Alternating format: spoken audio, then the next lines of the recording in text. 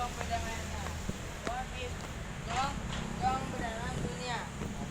Bahasa Inggrisnya What is gong? Itu ambang itu peperang dan antar agama. Terus jadikan gong perdamaian.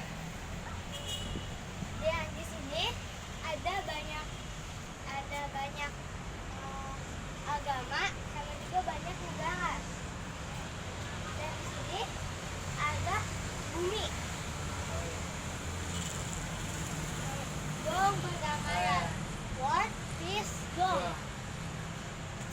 Ini ada di tengah-tengah kota tuh.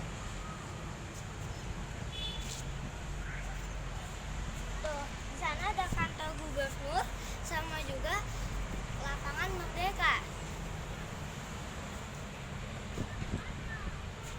Dan sana ada kantor wali kota.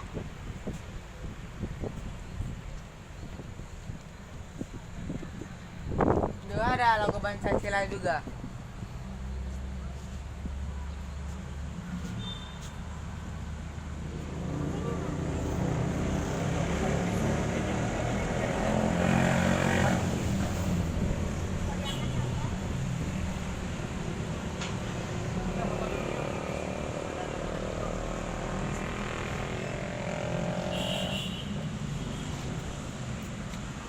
Jadi ini Tuh, gong di perdamaian. sini ada Indonesia, Polandia.